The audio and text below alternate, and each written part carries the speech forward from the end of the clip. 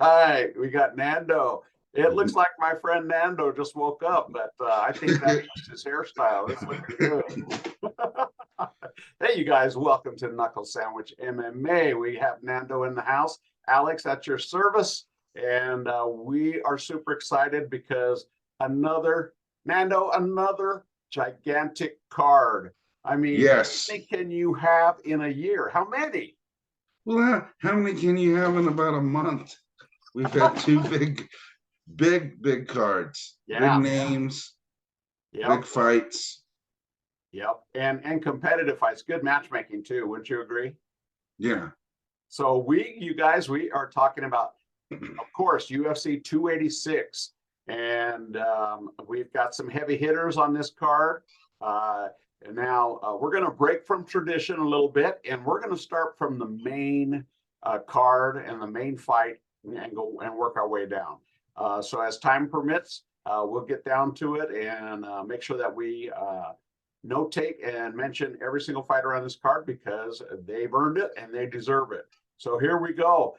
I don't know. It's weird starting off with the main card because, like, what do? You know, we work ourselves up into a lather, right, Nando? Yeah, I hope I don't pass out by the end because I'm super excited about this fight. A lot of trash talking going on. Oh yeah, A lot of lots of just and lots of interviews. Have you been watching the interviews? yeah, I was watching a lot of interviews last night when I was doing my notes. I was watching videos and I was listening to the main interviews. Um, watched a little bit of the embedded. I was listening to different analysts talk about it and kind of hear what they say, but trying to keep my own ideas and my own opinions. Yeah, but it's good to to see what the flavor is going on out there, because a lot of times, yeah, I agree with some of the stuff being said, but then a lot of times I find that I disagree. I see it differently, and but that's what Knuckle Sandwich MMA is all about, right? We got a different perspective from Nando and myself, and we want to bring them to you. So here we go. We're going to start off with a big card. This is a welterweight title bout: Leon Edwards versus Kamaru Usman 3. What you got on this one, my friend? Okay, the champ, Leon Edwards, is 31, 20-3, 11 fight win streak. Team Renegade. He's a black belt in Brazilian Jiu Jitsu. Kamaru Usman's 35, Sanford MMA, Elevation MMA in Denver, 20-2. His last fight was a loss, but he was in a 19 fight win streak. Okay, so Leon Edwards is saying that he's blaming us, Utah, for the reason he wasn't doing well. I think that, first of all, that's not fair. You know, you're a professional. You were here 2 weeks in advance. People saw you around here, you know? Yeah, I saw that. Utah was good when you were skiing and having a good time, and but then when you don't perform, you blame us. Not cool, man. Hey, with Leon Edwards saying that and Charles Barkley saying what he said, where Utah's getting a bad rap. What's going on here? Yeah, we are. We're getting a bad rap. He says that Kamal Usman's gonna have to have this in his head that he got knocked out and it's gonna play in his head. Kamal Usman, on the other hand, said he's wrestled 200 wrestling fights. A loss is a loss. He's just gonna get back up. So the keys in this is gonna be Leon Edwards trying to dictate this fight early because Kamal Usman's gonna try to slow him down. He's gonna try to wrestle him. He's gonna try to box. He's gonna need to pressure him, and he's needs to hurt him. And I would go with a Gaethje and see if we can work on those legs, some calf kicks, and but Kamaru Usman really doesn't seem too phased about it. He says, you know, if you watch the fight, I beat him. We fought eight rounds, and I basically did whatever I wanted for 7 of them. The first fight looks the same as the second fight. Seven and a half. Yeah, 7.5, right? He did everything until what, 20 seconds? Yeah. But it's gonna be very interesting. What do you think? That's a pretty good analysis. I watched both interviews, different interviews from different people. Here's what I got. Here's my sense. Usman seemed very relaxed. He didn't seem tense. He seemed very thoughtful in his answers. Very slow to speak. He's humbled, that's for sure. He was humbled by that loss because he said, "Hey, what are you going to do different? Well, keep my darn hand up is what I'm going to do different. But he said, hey, I was beating him 23 minutes of that fight, and a lapse of judgment, and I dropped it, and hats off to him. He gave me, a solid head kick and put me out, so good on him. But he said, I'm better than him in every aspect. And, and looking at the Edwards interviews, he seems, well, he's got a lot of pressure. He's trying to hide it. He's got a pretty good poker face. But he seems, I sensed a little bit of pressure because he's fighting in his country for the belt. And that's a lot of pressure to keep that belt there. So you got these two different mindsets coming in, and they're both blaming each other for, he says he can beat me for 23 minutes, but then I kicked him in the head and knocked him out, and that was that, so it doesn't matter. I've got the belt. But even his countrymen, Leon Edwards' countrymen, are picking Usman, and that's interesting to me. There was a couple of guys that said, yeah, Usman's going to win this fight. So I'm going to make my pick right now. Okay. And then I'm going to let you make yours. I think Usman is more well-rounded. I think he's been humbled. I don't think he's afraid. He didn't seem to be afraid to me or nervous or anything like that, or desperate. Like, I've got to win this fight. He just says, I'm going to go and do what I do. And I'm a champ. There you go. So I'm going to pick Usman to win this fight. By decision. By decision, yeah. By decision. It's tough because I don't know. Like Usman says his feet are messed up, but that doesn't bother him. He goes in there. He's a warrior.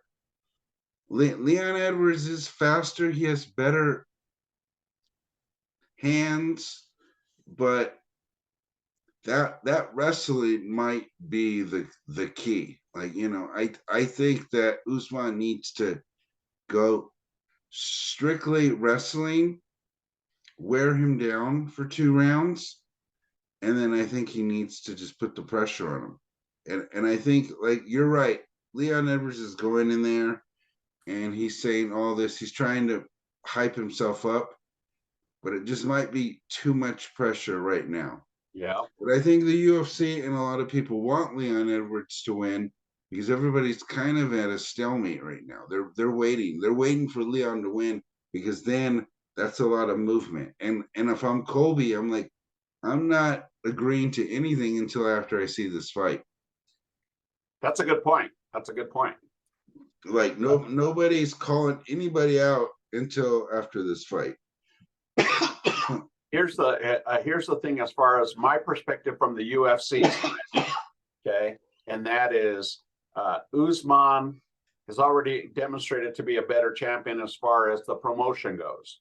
Okay, yes. Getting out, talking to people, doing that thing, and since Leon's been champ, he's kind of invisible still because that's part of his personality. He said, "Well, I'm a prize fighter. I fight." But you got to get out there and you got to market yourself and you got to brand yourself, because people, especially casuals, they're like, well, who's Leon Edwards? Who's that again? You got to make a name for yourself. And Usman, he did the right thing this time by laying low, You know, he wasn't, he was laying low, getting things fixed, like you said, with the feet or whatever, getting stuff taken care of. But that's the proper thing to do. You know, if you lose, keep it low, focus on fighting, get back up, and then do the thing, right? And become the champ again. And that's what you do. But I like Leon Edwards' style, but I think you're right. I think Usman is going to wrestle him and wear that dude down, and then he's going to pick him apart because he was picking him apart that last fight. He was beating him every round, I think. Yeah, I'm gonna go with Usman. I want to go with Rocky, but I'm gonna go with Usman on this one. I hope we're not both wrong. Well, he is at minus 230 at advantage over Rocky. So Rocky's at a plus 195. Okay, now next we have another one that is just it's going to be a barn burner, regardless of Gaethje says I don't want to get into those crazy knockdown dragouts anymore. I'm getting older or whatever. I'm trying to avoid those, but I'm trying to fight smart. But I don't think Gaethje has the capabilities to do that. His style is brawling, right? I mean, that's his style. His striking isn't. I don't want to say it's not the sharpest. It's pretty sharp striking because his uppercuts are deadly. But he throws a lot of looping hooks as well. And I think if you're Faziev and you go down the pipe, you can cause some serious damage here. And Gaethje gets hit. Faziev doesn't get hit as often as Gaethje does, and Gaethje takes some big bombs to give big bombs. So we've got Justin Gaethje versus Rafael Faziev at lightweight bout, and we've got a minus 230 for Faziev and plus 195 for Gaethje. What's your thoughts on this fight? I think Gaethje's ranked third right now. He's 34, 23-4, 3-5, Genesis training. He lost to Oliveira, won to Chandler, lost to Khabib. He has leg kicks, wrestling clinch. Okay, Rafael Faziev is ranked 6, 30, 12-1, 6-fight win streak. He's Tiger Muay Thai. He has wins over Dos Anjos, Bobby Green, Riddle. He's very technical, great high kicks, Muay Thai. I think, like you said, Faziev is way better, like technically. He has a great Muay Thai style. He has a better, like, technical thing. And I think the key for Gaethje to win this is, like, opposite to what he said. He needs to go to war with this guy because he doesn't need to be technical. Technically, I think he's going to lose by decision. If this was 5 rounds, I'd be worried. I would tell the ambulance to get some beds ready because this is not going to go well for both of them. And I don't think it's going to go well for them in general, just the 3 rounds. But I think Gaethje needs to attack the legs right out the bat. I've heard from so many fighters that his leg kicks are probably the most ruthless, and that those calf kicks, and he needs to go to those calves, slow him down, because I think Faziev is a little faster. Gaethje has great hands, but he needs to wrestle him. But I do not think that's what's going to happen. I am a big Gaethje fan, but I'm going to have to go with Faziev. I don't want to. I'm sorry, Gaethje. I'm sorry. I really am. Yeah. All right. Well, I'm looking at their leg reach. They're identical. Arm reach is virtually identical, as Goldie used to say, virtually identical. So, these guys, but Gaethje does have a height of 5'11", and Faziev is 5'8", so he's a little bit shorter. But I think that helps Faziev, and this is why. Is because of Gaethje's uppercuts. If he's that much lower, it's going to be harder to get those uppercuts in there where he needs them in the sweet spot, where he knocks people out. But he got those uppercuts on Chandler. How tall is Chandler? That's true. That is true. Chandler can't be. He doesn't look very tall. I don't know how I tall he don't. I is. think. I think he's like 5'8", too. 5'8", 5'9", something like that. I don't think he's very tall. So yeah, you're right there. I'm glad you corrected me. Um, but looking at the interviews, Gaethje did seem a little anxious in his interviews. He was trying to look really cool, giving all the right answers, but he seemed annoyed. And I don't know if it was at the reporters or cutting weight. He just seemed kind of annoyed at having to be there and do that press conferences and interviews. And then you look at Fazeev, and he's like he's already got his plan mapped out. You can see it in his face, man. He's not looking around. They ask him a question, and he's like, boom, boom, boom, boom. And I'm thinking, he's going to go out and he's got to finish Gaethje. And here's the reason why. Okay, is because if he finishes Gaethje in a spectacular fashion, he's going to be right up there for a title shot. No, I believe if he wins, it's gonna be Fazid for the title because they don't want to give it to Dariush. They're gonna give it to Dariush if Gaethje wins. If Gaethje wins, they'll give it to Dariush if Dariush beats Oliveira. The way they want is they want Fazid, Dariush if they have to, then Oliveira, then Gaethje. unless Gaethje, unless Dariush finishes Oliveira in spectacular fashion. yeah, but they still don't really. I don't know why they don't like him. He's too It's just quiet. that He's like it's too. Leon Edwards. He doesn't toot his own horn, man. You know what I mean? Mhm. He just he's very humble, and that's good. That's a good thing. But in the fight game, you got to be brash. You got to talk smack. You got to do this, that, and the other. But the dude can fight. So it'll be interesting to see if your prediction is correct on that. But I think if Fazeev does a spectacular knockout, pulls a Chandler to Ferguson on Gaethje and knocks him out of his trunks, you can't deny that. You Yeah, cannot. they'll give him a title fight, and they said Islam isn't fighting until fall, so that'd be perfect. And I mean, the thing that makes me kind of sad about this fight, they both got beautiful noses done. They look so nice. Those noses are gonna be broken Gonna after look this like fight. Dominic Cruz. Yeah. Oh So man, who do you have? I'm picking Fazeev.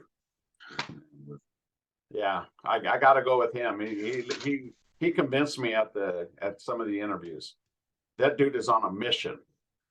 He is on a mission. Next up, we have a where am I at here? There we go. We have a welterweight bout with Gunnar Nelson, who we haven't seen in a little while, versus Brian Barberena, who is super exciting to fight. I saw him fight in Vegas. He's an exciting guy to watch. But Gunnar, which is surprising to me, Nando, he's at a minus 380 to a plus 310 for Barberena. What's your thoughts on that? And Gunnar Nelson has great grappling. I think well, let me go over the stats real quick. Gunner's 34. He's 18-5. Two of the last five. He's from SBG Ireland, which is Connor's team. His last fight was a win. Then he has losses to Burns and Edwards. Brian Barberena is 33, 18-9, 3-5 MMA Lab. His loss. He has wins over Brown and Lawler. He's a great striker. He's almost like Gaethje in the fact that he's going to go out there and sling those fists. But I think what they're planning on is Gunner's going to grapple him, hold him down, and his wrestling's going to be too much. You never know though. Like, the two losses that Gunner has in the last five fights is Edwards and Burns, and those are two guys that stand up. Okay, Barberena, is it Burns or Edwards? His boxing is probably closer to Burns than Edwards, but I think they're trying to get Gunnar Nelson back in the winning column, but I'm gonna go with the underdog. Going with Brian. Oh, the old Nando's back, guys. You're witnessing history right here. Well, let me give you my take on it. Gunnar Nelson is a monster with the wrestling and submissions when he gets you on the ground. He's really good at that. The thing I like about Brian Barberina is he can fight really well in the clinch. And so if he can keep at bay and keep against the fence without being taken down, he can do a lot more damage to Gunnar than Gunnar can do to him. And Brian has been known to be very, very tough, even taking some punishment. And he'll come back and he'll fight. And he doesn't quit. And he's not the type of guy that gets hurt and turtles up. He starts slinging and start throwing. But he's very smart with his strikes too. I like his fight IQ. His ground game though needs some work, man. It does need some work. I'm gonna be honest there. It needs some work. That's what I'm saying. If he can keep it standing, I predict he'll win. And Gunnar, he's pretty good also about covering ground, not for striking, but for the takedown. He seems to take these really wide strides and then ducks that head underneath, and can get you when you think, oh, he's way over there, I don't need to worry about it. And then all of a sudden he's like doing a double on your legs. And that's scary. That's really scary. And he's vicious once he gets on the ground. Again, it's a fight. Styles make fights, right? And if it's a ground game, I'm picking Gunnar, and if it's stand up, I'm picking Barberina. Overall, I am gonna go. I hate to do it because I like Brian Barberina, but I'm gonna go with Gunnar. I think he's going to be more hungry. And it didn't seem that long ago since Barberina's last fight, has it been? No, because you saw Lawler, right? The Lawler fight. And then I think the Brown fight was the Lawler fight. And then his last fight was a loss. The last fight was Dos Anjos. I didn't write that down, but it was Dos Anjos. And he lost by decision. It wasn't, he didn't get like knocked out or anything. So he's doing pretty good. Yeah, he's fighting. All right.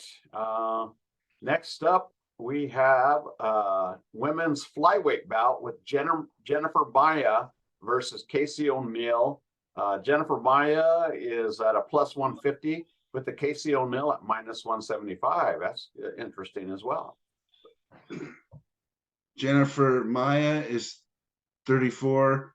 She's 20-9, 2-5 shoot boxing. Her last fight was a win. She has losses to Farot, Chokagan, and Valentina Shevchenko. She's bulky. She has great shoot boxing. She has a black belt in Brazilian Jiu-Jitsu. Casey O'Neill is 25, 9-0, 9-fight win streak. Tiger Muay Thai. She has wins over Roxanne Modafferi, Antonio Shevchenko. She's long, great jiu-jitsu, good back control. Her dad was a kickboxer, and that's how she got into it. She's from Scotland. She's ranked 12th, and Jennifer Maia is 8th. I think Jennifer Maia has great jiu-jitsu, but she doesn't use it as much as Casey O'Neill. And I think Casey O'Neill is, I'm not sure of the belts, but it's right under a black belt. She hasn't got a black belt yet. So I don't know if that's a brown belt or a purple belt. But she uses her jiu-jitsu a lot more. She has a longer frame. So I'm going to go with Casey O'Neill. Casey O'Neill, I think, is the hometown girl in this fight. But you don't know because I was looking at the fight. She's fighting a lot of lean, slender people and not like a Jennifer Maia that's bulky. So what do you think? I think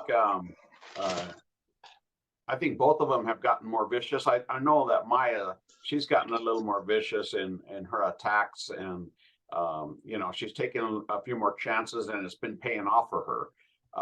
Casey O'Neill has always been vicious. Every fight I've ever seen, if she smells blood in the water, dude, it's like great white shark feeding, you know, and she doesn't quit.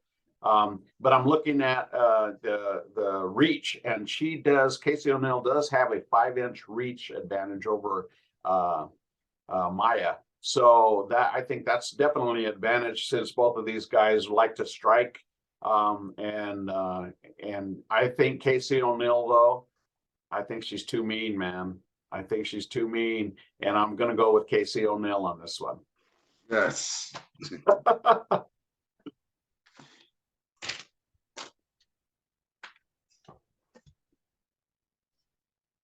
Okay, we're going to end this one because I only got a minute left, and I'll start the next one. Give me just a second. We'll be right back, and then we'll just start off with the Vettori fight. Okay.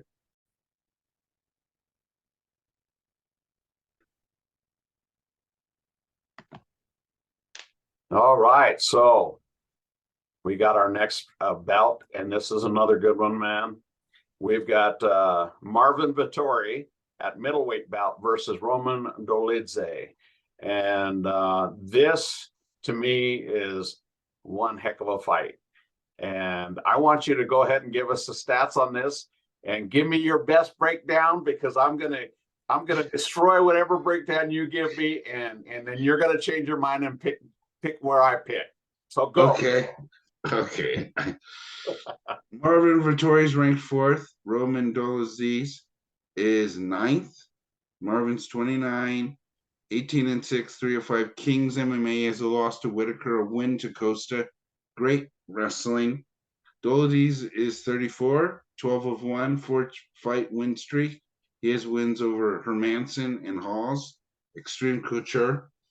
Now, Vettori, he wants to get back in the winning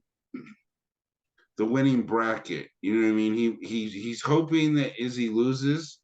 He thinks he matches up well against the champion. I don't know if that's necessarily true. Roman, though, this guy is a berserker. This guy's punches hard. He's gonna try to put Vettori out. I think Vettori has good wrestling. I don't know about grappling, but his wrestling's pretty good for that weight class. I mean, he's not the top. He's not Cannonier, but not a lot of people are Cannonier in that weight class. So this is gonna be, I think Vettori wins by wrestling, but Roman's probably gonna not be able to be taken down. He's probably gonna have to. It's tough. Let me hear what you say. I'm glad. See, I'm putting out traps, just like they do in MMA. I'm putting out traps, and you're stepping right into it. Okay, so this one, they're identical again. Marvin Vettori's got a 74-inch reach, and Roman's got 76-inch. Both of them 41-inch leg reach. Here's the difference. I think Roman is a very a more crisp puncher than Marvin. Marvin hits hard, but so does Dolidze. But I think again, I'm kind of trying to read the body language from their interviews, and Roman seemed, very calm and collected. Again, Marvin, he seemed annoyed that Roman would even take the fight.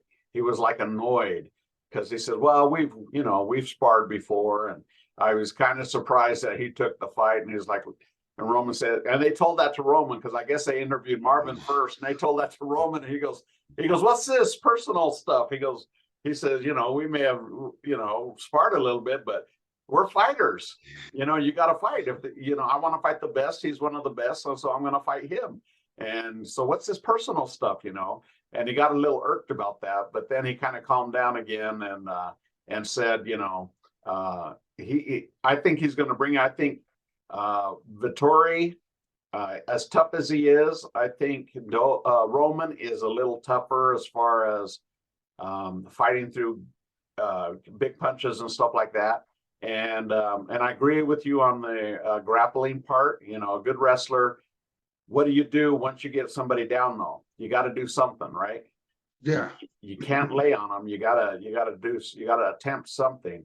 And I don't know that he's very well known for submissions or arm bars or anything like that, or triangles, anything like that. But I think Roman has a little more flexibility as far as his movement. He's more flexible. I always saw Vittori as kind of stiff, even when he throws his punches. Um, you know, you remember when who was it that I told you was going to lunge? Um, the dude with the black guy with the blonde hair. What's his name? Oh, you're talking about, oh man.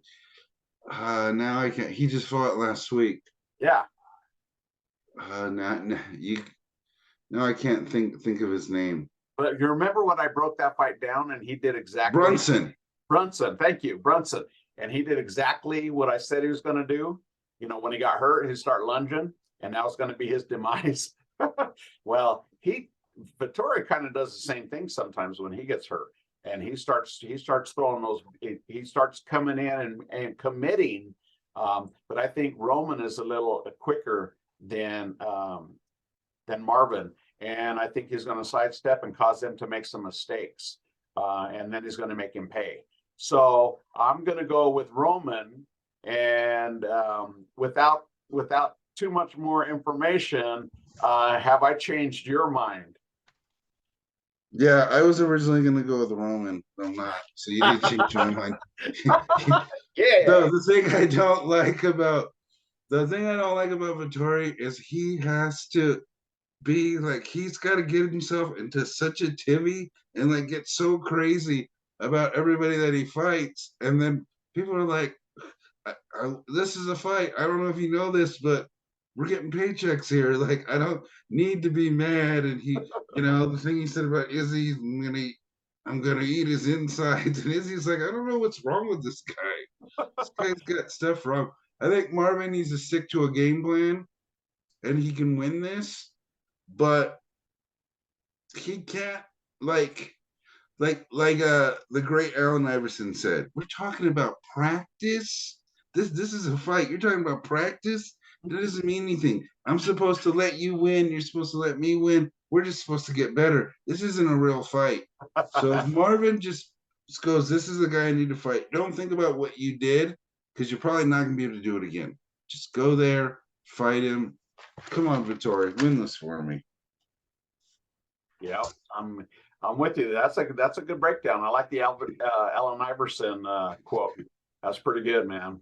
All right, so I changed your mind, okay, swayed you back, and I'm glad about that. Now we're going to drop down to the prelims, and we got a bunch of good fights on this card. Now they went heavy on, of course, on the British fighters, right? They're fighting in the UK, so you got to go heavy with the European group, and we have let's see, the main prelim. We've got Jack Shore at featherweight bout versus Amakwan Americani. And what do you got on this one? Jack Shore is ranked 15th. He's 28, 16-1, 4 of the last 5. Trillery combat lost to Ricky Simone. He's from Cage Warriors. So they're trying to get people from Cage Warriors because they're in connection. UFC is in connection with Cage Warriors. Americani's 34, 17 of 8, 1 of 5. He's from Connor's team, SBG, Ireland. His last fight was a loss. Jack Shore is one of these people they're trying to bring up. He's gonna be a good guy to have from England and Europe, and they're trying to build his name. Jack Shore, all the pressure's on him because I think they set him up with Americani, so he'll win. I don't know necessarily think this is going to be an easy night for him.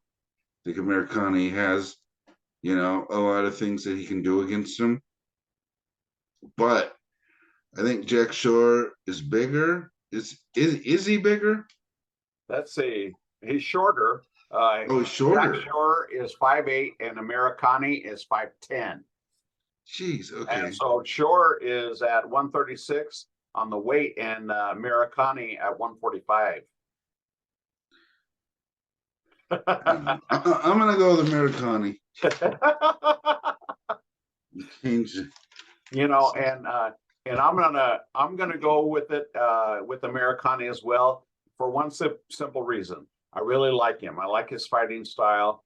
I think if he can get it to the ground, he can sub Jack Shore.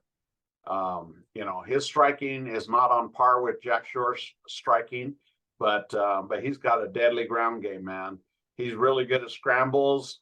You know, but he's gotta get it to the ground before he gets hurt, before those, you know, those punches to the head start taking effect or to the body. He's got to get it to the ground early, in my opinion. But I'm picking Americani. I hope he wins because this dude, he's got a great personality, great fighting style, always exciting, and always looking for a finish. He's not a point guy. He's not looking. He never looks for a decision. That's why I like him. So I want him to win. Okay. All right. Next up, this is a really interesting fight. I believe we've got Chris Duncan at lightweight bout versus Omar Morales, and he's the Venezuelan dude, man. And I like his fighting style too, but I like Chris Duncan too. So what do you got on this? Chris Duncan, 29, 9-1, 4-5 MXP fitness. He's a contender.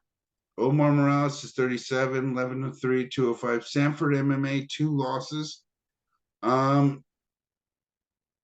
Omar's a lot older. What's his age? Omar's 37, Duncan's 29. Oh yeah, it's a big difference. So I'm gonna go with Chris Duncan. I think he's on that contender hype. I'm gonna go with Morales on this one. I think his experience is going to play into this because Duncan, his debut in his home country, he's going to have a lot of pressure on him to win this fight. And I think the bright lights are going to get to him. And Morales is going to he's got some pretty good leg kicks. The reach is, Duncan is a 71.5 and Morales is 73. Leg reach 41 for Duncan and 42 for Morales. But I think Morales in his last few fights that I've seen, he moves across the ring pretty fast. I mean, he gains a lot of speed, a lot of distance, I should say, quickly. So I think with the pressure and his debut, he'll either come out and knock Morales into the upper tiers, or he's going to lose probably by decision. Okay. All right. Next up, we have a lightweight bout, and this one is Sam Patterson from the UK versus Yanal Ashmoz from Israel, and they're both debuts. What do you got? Sam Patterson's 26. Yanal is 27. Patterson's 10-1, 6-win. He's team crossface contender, and he's one of the up-and-coming guys from Brave CF. I forgot what it stands for, but Yanel is 27, 6-0, K Dojo Warriors, and he's from Israel. And Sam Patterson was the champion of the Brave thing. I forgot what it was. It was like their federation or whatever, Cage Federation or something. Okay, so that's more like a regional type of a. Yeah, I think it's like Cage Warrior out there. Okay, all right. So I don't know. I haven't seen either of these guys fight. Have you seen any tape on them? Mm-mm. Okay, so your guess is as good as mine. I'm probably gonna not pick one on this one. I'm gonna go with you now. You're going with Yanel? Yeah, I'm gonna go with you now. I don't know. All right, then I'll just go with the opposite and go with Patterson. without knowing anything. Okay, we'll see. Now, this next one, this dude has got a lot of hype. Mohammed Makavev and Hafel Philo. And this is a flyweight bout, and there's no odds on this one either. What do you got? Muhammad's 22, 9-0. He's in a 3-fight win streak in the UFC.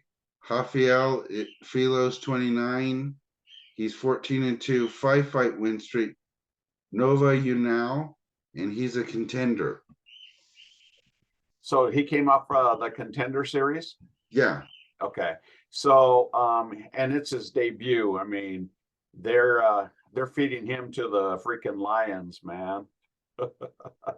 So well, you gotta hopefully they have to see something if they're putting him against this guy that's 9-0.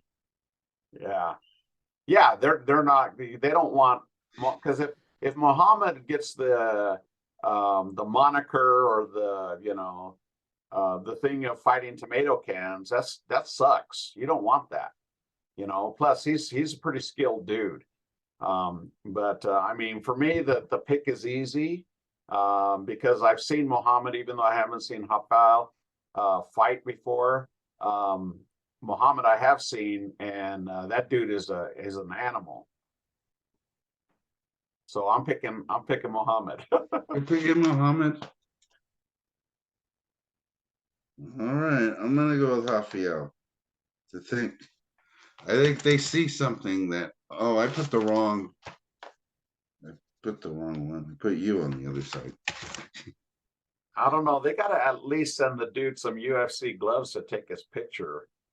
I don't care if you're a debut or not. You gotta have some UFC gear on. Poor Rafael doesn't have any gear, man. Oh, really?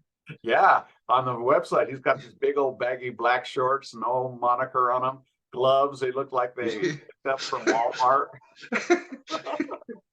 Dude, they're just like, send me a picture. You're like, you don't want me to go in there and take a picture? No, it's fine. We're doing some budget cuts. Just take a picture in your hotel room. That's messed up, bro. Okay. Now we're popping down to the early prelims. We have let's see, Leron Murphy versus Gabriel Santos at featherweight bout. And what do you got on that one? Leron Murphy is 31, 10-0, 4-0-1 of his last 5. Manchester top team. Gabriel Santos is 26, 10-0. He's from LFA. So these are two. One of their O's has to go kind of situation. They're both pretty much the same too. I don't know a lot about either one of them because I couldn't find anything. Just their fights. I'll go with Santos. I'm gonna go with Santos as well. Okay. All right. Next up, we have Christian Leroy Duncan from the UK at middleweight bout versus Dusko Todorovic from Serbia at a middleweight bout. What do you got? Christian is 27, Tusko's 28. Christian 7-0, range MMA, Cage Warriors. Dusko is 11-3, 2 of the last 5, and he's coming off of a win. Who do you know who that win was? Against? No, I don't. Okay, no worries. So, what have you seen Dusko fight before? Dusko fight? No. Okay, I've seen him fight, and he's a pretty tough dude. But he gets hit. His head is ginormous, man. Like he's got this big melon, and he gets hit a lot. He's tough. I like his fighting style. He's not boring. So it's hard to pick because it's a debut. But I'm gonna have to go with what I know. So I'm gonna go with Dusko. Yeah, and Dusko's last fight was I just had it. is Jordan Wright, TKO punches and elbows. Okay. I'm gonna go with Dusko. Dusko. Okay. I guess I'm gonna go with Dusko too. Okay. Next up, this is a good fight too. I'm surprised it's on the early prelims. You got Jake Hadley from the UK at flyweight bout versus Malcolm Gordon. And what you got on this one? Jake Hadley's 9-1, 4-5 team fearless. Last fight was a win. Contenders, alumni. Malcolm Gordon's 32, 14-6, 205 adrenaline MMA. His last fight was a loss. Okay. Yeah, I'm trying to think what Malcolm Gordon looks like. He's well, his picture, he's bald headed, but at the interviews he's got hair now. Oh, really? He looks pretty fit though. The leg reach is 38 to 37, so pretty identical, and arm reach 71%, or 70 to 71 inches, I should say. Both the same exact height, 5'7". So go ahead. I'm gonna go with Hadley. Yeah, I was just going to say that. I'm going to go with Hadley as well. I've seen him fight. I've seen both of them fight. It's going to be a good. It's going to be a good fight. I think it's going to be a great fight, but I think Hadley's going to outstrike Malcolm. All right, next up we have Joanne Wood, and man, why is she still in the UFC, bro? Seriously. Why? You don't like Joanna Wood? I love Joanna Wood, but she's got to win, bro. Okay. Win. She's 1 of 5. She's got 1 win. We need a new Sam Alvey. I'm sorry. Oh, every episode I got it. I didn't say it. Every episode I got a little dick on Alvey. I hope Alvey's doing well, man. Me too. So we got Joanne Wood at the women's flyweight bout versus Luana Carolina, and there's no odds on that one. So what do you got? Joanna Wood's 37. She's 1 of 5, 15-8, syndicate MMA, 3-fight losing streak. She has losses to Grosso, which is the champion, Santos. Now, Carolina is 29, 8 of 3, 3 of 5, Capital de Luda, and she has a loss to Molly McCannon. I think that was one of the spinning back fists. Oh, yeah. I already saw that fight. Yeah, I think, man, Joanne really needs to win, or it's going to be really sad that they still have her fighting. Well, I'm gonna go first, okay? Yeah. Here's my prediction. I'm picking Joanne Wood. Oh, wow. Okay. Okay. I'm picking her to win because she has fought some killers in the division. There's no doubt about that. She's fought some killers, and she is a lot crisper than Luana. Her striking. Luana seems kind of like she lumbers and she throws some slow strikes. The problem with Joanne, in my opinion, is she gasses. She can go probably a round and a half, and then she starts to take more damage. And she's an exciting fighter. I do like her fighting style. But then she starts to run out of gas. So I think that Joanne Wood needs to finish her. She's got more tools to finish Carolina, and but she needs to implement them early in the fight, round 1, beginning of round 2. And I predict this as a finish for Joanne Wood. Oh, really? Jeez, yep. Man. You're going to make me feel like a villain right now. I'm going to go with Carolina. I want Joanna to win. I really do, John. I want you to win. I don't see it, but I like you to win. So who are you picking? I'm going to Carolina. All right. There we go. This is going to be interesting. We're going to have to go over the wins next week for sure, because we got some interesting takes. All right, next up we have a lightweight bout with Jai Herbert versus Ludovic Klein, and Ludovic is at a minus 155. What you got there? Ludovic is 28, 19-4, 3-5. Spartacus MMA. Jay Herbert, 34, 12-4, 205. Renegade Jiu-Jitsu. The last fight was a win. His nickname is the Black Country Banger. So we'll see. I think I'm gonna go with Jai Herbert. You surprised me on that pick. Okay, yeah, you are looking down, but I went, okay, man. All right, you guys heard it here first. Okay, he's gonna lose this pick right here. So I'm picking Klein. I don't know now. I just looked at the reach. Jai Herbert has a 77-inch reach, and Klein has 72.5. Because I was thinking, I was just getting ready to give my analysis, but then I remember Jai Herbert's got really good range. Leg reach is the same, 41-41. Okay, I'm still going to go with Klein simply because I believe that he's tougher than Herbert, and I think if he hurts Herbert, the fight is his. So I'm going to keep it simple. Okay. Right, we'll see on this one. All right, this next one I'm interested in because I really like this fighter.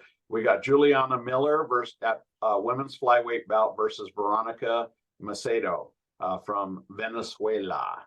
And we've got Juliana Miller at a minus 425 to Veronica's plus 340. What you got?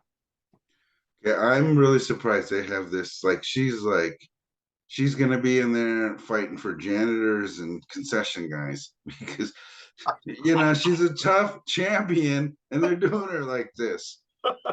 But she does have 3-1. She just won the Ultimate Fighter. She's 10th Planet San Diego. She's 3-4. Last fight was a win against Brogan Walker. Veronica Marsado is 27, 3-4, 1-5. MMA Factory. Last fight was a loss. I think this is a fight they're trying to set Juliana Miller up against somebody. She's really good. Her jiu-jitsu is really good. It's really good takedown. She's really long. I mean, how tall is she? What is the reach and the height? She's 3 inches taller than Veronica at 5'7" to 5'4". 5'7"? 5'7", yep. I thought she looks like she's way taller than that. Yeah, but all those other girls are tiny. She looks bigger than them when they're in the octagon, right? So she's only got a 2-inch reach over Veronica, 66 to 64, and a minus on the leg reach at a 37 versus 38 for Veronica. So, really? But she fights longer. You're correct there. She does fight a lot longer than Veronica does. Veronica fights tight. She's in tight, and she's like out, and that's hard to deal with, especially when they have the skills to tag you with those jabs, just a little bit, just enough to annoy you to start to close that eye, like Petroyan, like what happened to him. Those jabs killed him, man. Yeah. I'm gonna go with Juliana Miller. I just think this is a good fight for her to win. She needs to really work on her hands. Her striking needs to get better. I would. She's in San Diego. She should go to Alliance MMA or what is Syndicate? Is that what is Syndicate San Diego? I don't know. Alliance. She needs to get with Dominic Cruz and have Dominic Cruz help her on some footwork and some hands because Dominic Cruz, people forget this guy. He knows everything. If I was in San Diego, I would go with Dominic Cruz and see if he can help me, or go up to LA with Perillo and get some boxing done. Yeah. But now let me ask you this, because you bring up a great point. In your opinion, is it harder to learn striking, good striking, or wrestling? In my opinion, I'm saying wrestling takes a lot longer. Yeah, wrestling. Learn Yeah, but I don't. I mean, Dominic would be the one to tell you what she would need, but I think she just needs striking. She needs to do like Verdum. She needs to do some striking, and then if they take her down, she's in the right position because she's from 10th Planet Jiu-Jitsu, and it's all about being on your back. It's all about the rubber guard. It's about mission control. It's all about like, so she has no fear there. She's not a black belt, but yeah, I wouldn't worry about taking anyone down. I would let them take me down. I would worry about the striking. Yeah, but what I'm talking about is overall. Overall, yeah, wrestling's definitely harder. Just but to learn. Yeah, not to be mean, but I mean the wrestling in those weight classes isn't like there's a couple people that can wrestle. Esparza, I think, is done. Right? I mean, she's not going to fight the champ for a while. Well, even with jiu-jitsu though, if she's got a good ground and pound game, if she's on top of you, she's dropping some damage, and there's a lot of fighters, even like Ngannou, when I watched the Gon fight, when he got on top of him, he didn't know what to do. He's like a fish out of water. He really didn't know what to do. And so that's what I love about MMA, Nando, is you really have to be well-rounded, because even Conor McGregor, the big star that he is, everybody kind of surpassed him, because the ground game and the different kinds of things that they are doing. And you can't rely, even the Spider, you can't rely on what got you, what brought you to the dance. You gotta keep growing, always keep growing. Even if you, like Usman, like you defended the title, umpteen times, you got to keep growing. But it's hard to get motivation, just like Conor, when you're making $200 million a year. It's hard to get motivated to go to the gym and learn something new, right? Yeah, the guy that's teaching you jiu-jitsu hasn't been in a jiu-jitsu tournament in like 9 years. The guys more on Facebook and TikTok. Dylan Dennis, you can't say you got a black belt anymore, man. You're not even competing. People are calling you out in jiu-jitsu tournaments, and you're not fighting. And that could be the problem with the Gaethje in this fight with Fiziev. He's a great wrestler, but he's probably not going to use it. He needs to use it. He needs to. Gaethje, if you're listening, you need to use it, because you if you win this fight, you knock him out, you're not going to get the title, but you'll get somebody that will get you closer. I definitely think he deserves a chance to fight at the title, but it's interesting. If Fiziev wins, I think they'll give him a title. Unless Dariush is really well, then Fiziev will fight Poirier, because Poirier's just waiting. I think Dariush can beat Gaethje. Well, did he beat him already? I don't think they fought. I don't think they fought. Okay. I got, if they match up, I'm picking Dariush over Gaethje, because Dariush will get him to the ground. He'll get him to the ground for sure. So I don't know. We'll see, man. I want to, when I edit this video for our knuckle sandwich fans, I'm going to go through every inch of this, because I want to kind of pick apart our analysis of what we think and how we think, and really try and match up, how the fight actually goes. And, because like Nando and I, and we will both admit it, and we always have since we started this channel, is, we're learning as we go along, and we want to get better at what we do. We don't want to we don't want to guess. We want to have educated guesses based on past performances, weaknesses, strengths, and all those types of different things that go into the fight game. And that's important to us to understand, not so that we can always pick the winner or loser, but just to understand the art of it. And that's what's cool about it. Nando, you got some parting words for us? I hope Usman wins. I think this is Usman's last couple fights. He's already said it. You know, he wants to do other things. I think Usman wins. He'll either retire or he'll call out Connor for a big fight, and then he'll retire after Connor. Connor's not going to beat him, but it would be big money. That would be big money. Yeah. Well, and Connor, he's already stated he wants a title fight if he beats Chandler. Yeah, they're fighting at 170. They shouldn't be fighting at 170. You know, Chandler definitely needs to win that fight. If he doesn't win that fight, oh man, he might be the next commentator at ringside, a cage side. Well, yeah, he's very good when commentating. He's Oh, gonna yeah. be like Eddie Alvarez.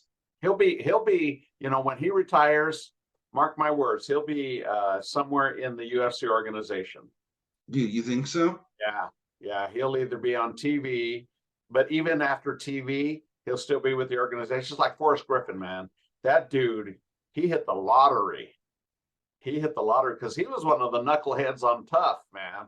You know, he's the guy with the weird haircut and all. He was always weird and this and that, and you know, but Dana's really loyal to those that are loyal to him, right? And now he runs the PI and all kinds of stuff, and so he's got he's catching people at the power slap, the gentle arms of Flores. Yeah, I heard they're not bringing that back for season 2, so you know. Oh, they're not. No, you try it, you know, you buy it and then you return it. You know what I mean? Dana was saying it's super big. Well, it's on Rumble or whatever. What is that? An app? Is that what? Rumble, yeah, but it's not that big. Anyway, so there you go, guys. We are going to say goodbye for now. Watch the fight this week. It's a pay-per-view, and it is in the UK. So it is starting early Saturday, March 18th at 3 p.m. Mountain Standard Time. So in Utah, we can begin watching the early prelims at 3 p.m. So it should be a fun card. And I'm anxious to see how our predictions turn out, Nando. All right, we'll see you guys on the flip side. Thank you for watching Knuckle Sandwich MMA, and we'll see you next week. Bye-bye.